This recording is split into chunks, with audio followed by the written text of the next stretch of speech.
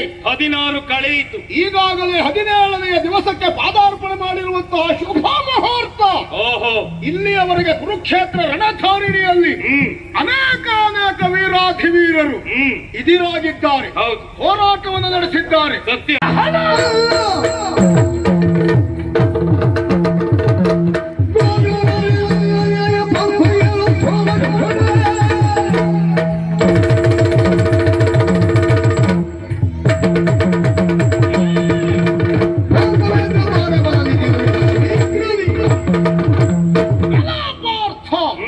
ಮಾಡಿರುವಂತಹ ಯುದ್ಧದಲ್ಲಿ ಆಗ ಆಗಿರುವಂತಹ ರಣಕ್ಷೇತ್ರದ ಇಲ್ಲಿಯವರೆಗಿನ ಘಟನೆಯಲ್ಲಿ ಗೆಲುವನ್ನು ನೀನು ಪಡೆಯಲಿಲ್ಲ ಅಂತ ಅಲ್ಲ, ಹಾಗಂತ ಪಡೆದಿರುವಂತಹ ಗೆಲುವಿನಲ್ಲಿ ಯಾರ ಕಾರುಣ್ಯ ಇದೆ, ಯಾರ ಪ್ರಾಬಲ್ಯ ಇದೆ ಎನ್ನುವುದನ್ನು ನಾವು ತಿಳಿಯದೇ ಇದ್ದವರಲ್ಲವೇ ಅಲ್ಲ.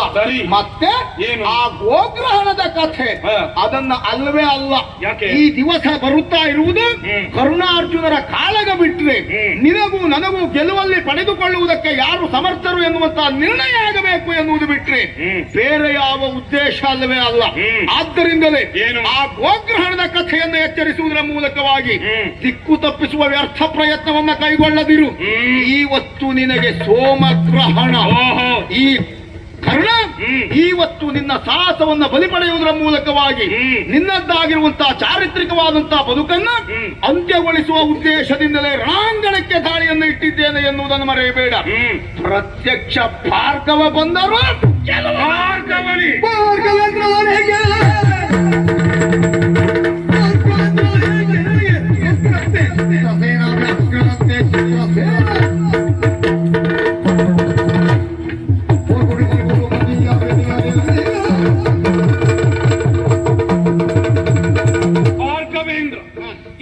ಕ್ಷೇತ್ರದಲ್ಲಿ ಈ ಹೊತ್ತಿಗೆ ಪ್ರತಿಯೊಬ್ಬರು ಯುದ್ಧದಲ್ಲಿ ತೊಡಗಿದ್ದಾರೆ. ಹಾಗಾದ್ರೆ ಯಾರ ವರಬಲ ಅಂತ ಕೇಳಿದ್ರೆ, ಬಲ ಅಂತ ಕೇಳಿದ್ರೆ ಅದು ಭಾರ್ಗವೇಂದ್ರರ ಬಲ. ನೇರವಾಗಿ ಭೀಷ್ಮಾಚಾರ್ಯ ಅವರಿಂದ ಕಲಿತರು, ಅವರಿಂದ ಬಹಳಷ್ಟು ಜನ ಈ ಬಿಲ್ವಿದ್ಯೆಯನ್ನು ಕಲಿತರು. ಅಲ್ಲ, ದ್ರೋಣಾಚಾರ್ಯರ ವಿದ್ಯೆಯನ್ನು ಆರ್ಜಿಸಿಕೊಂಡು ಬಂದ್ರು, ಅವರಿಂದ ನಾವೆಲ್ಲರೂ ಕಲಿತದ್ದು. ಅಂದ್ರೆ ಭಾರ್ಗವೇಂದ್ರರು ಈ ಹೊತ್ತಿಗೆ ಇಲ್ಲಿ ಇದ್ದಾರೆ ಎನ್ನುವುದು ಸ್ಪಷ್ಟ ಆಯಿತು.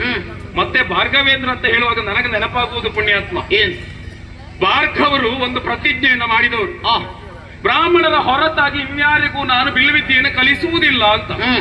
ನೀನು ಹೋಗಿ ಕಲಿತು ಬಂದೆ ಅಂತ ಇಲ್ಲೆಲ್ಲ ಪ್ರಚಾರ ಉಂಟು. ಹೌದು, ಅಂದ್ರೆ ಅಲ್ಲಿಯೂ ನೀನು ಮೋಸ ಮಾಡಿದ್ದೆ ಅಂತ ಆಯ್ತು. ಇಲ್ಲಿ ಕಲ್ತದ್ದು ಹೌದಲ್ಲ? ಅಲ್ಲ, ನನಗೆ ಅದೇ ಹೇಳಿದ್ದು. ನಿನಗೆ ಅದು ಬೇಡ, ಕಲ್ತದ್ದು ನಾನು ಹೇಳುದು. ಕಲಿತದ್ದು ಹೌದಲ್ವನ್ನೋ ಪ್ರಶ್ನೆ ಇಲ್ಲ.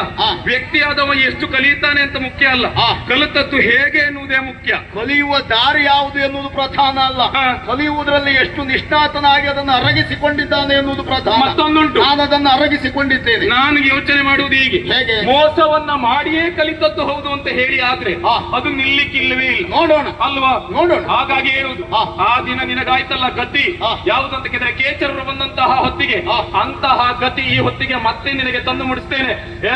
ನಡೀತೀವಿ ಇಲ್ಲಿಂದ.